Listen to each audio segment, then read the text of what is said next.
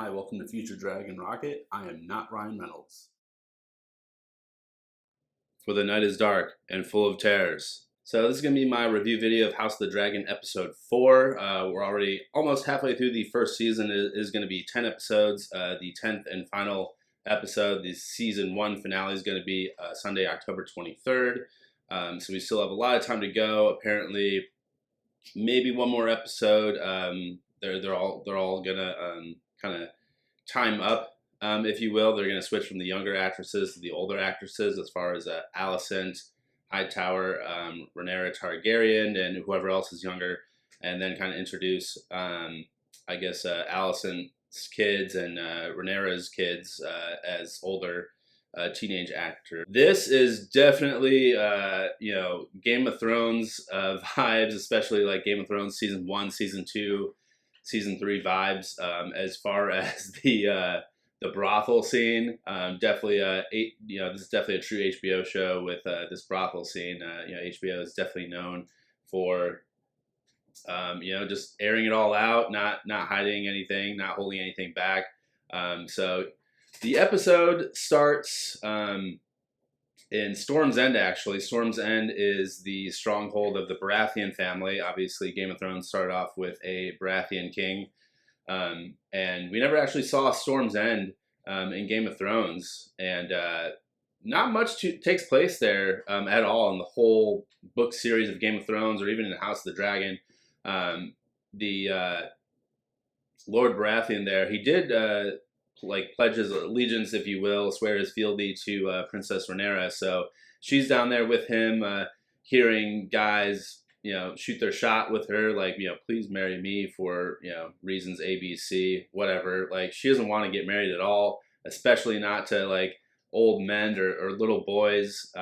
She wants to really get married to some warrior, some badass, and there seems to be very few of them in her timeline right now.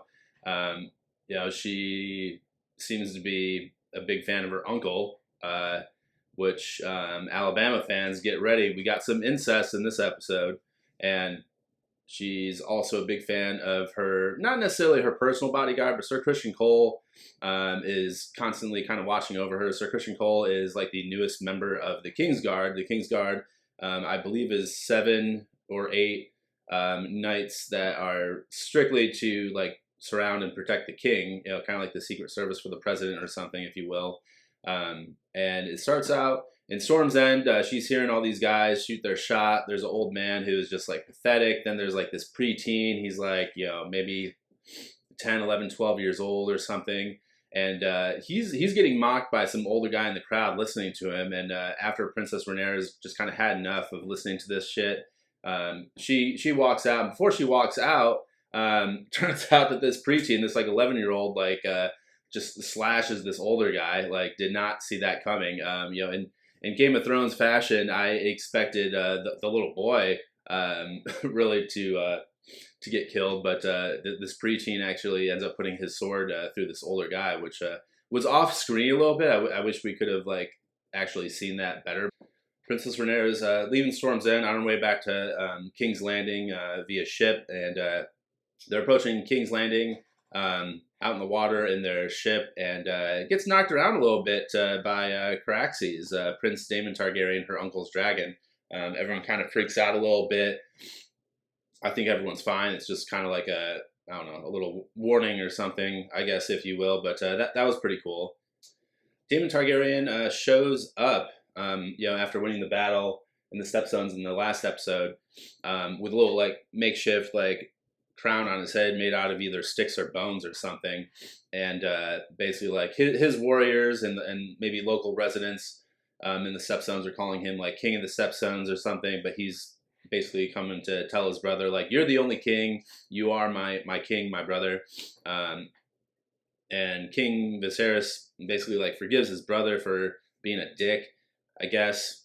Time after time, just always forgiving his brother. Even though Prince Viserys has been forgiven by his brother, he decides to like leave a note for his niece, Princess Rhaenyra, in her bedroom, saying like, hey, here's a little escape hole, like move your bed out of the way, and there's a hole like behind your bed to go down.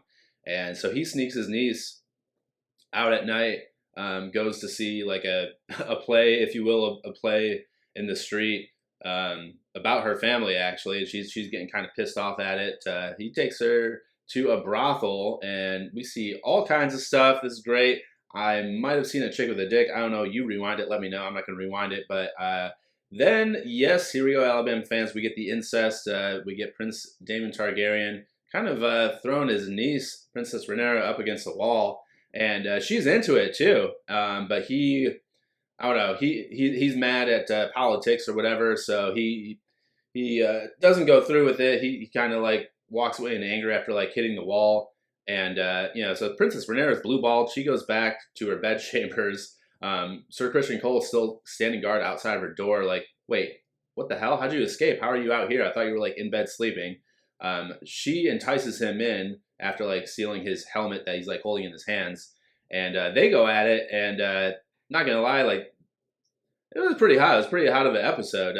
There's a lot of action going on in the brothel and in the bedroom, and it was all very well done, to be honest. And mixed in there was a really gross scene. We see King Viserys knocking boots with his new young Queen Alicent, and he's like covered in all kinds of like boils and scars and scabs, and he's just getting worse and worse. He's lost like 2 fingers, and he just looks nasty, and he's just like this old man on top of this young girl. That was not cool, mixing that into all the other like hot stuff in this episode. Some snitch little boy, some snitch little kid, one of the birds of King's Landing, if you will. Varys in Game of Thrones called them his little birds that would bring him all kinds of secrets of what's happening.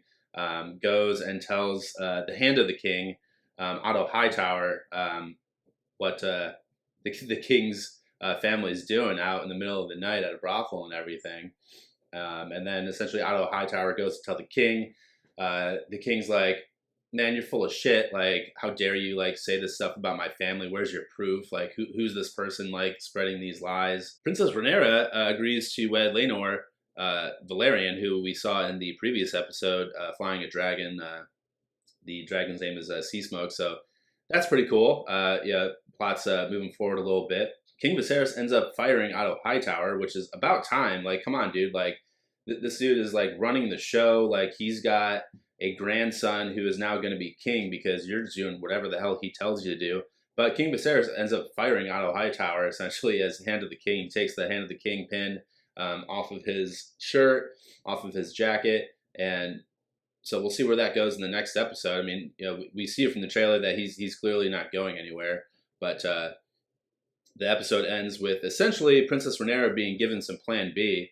Who knows if she's knocked up, but they do bring her some moon tea, which is like the Game of Thrones version of Plan B, and we don't know if she takes it or not. So we don't know who her actual kid's going to be, but you can see from previews that her kids don't have the blonde or silver hair of Targaryen. So Sir Christian Cole might be in a lot of trouble. Stay tuned. Thanks so much for watching Future Dragon Rocket.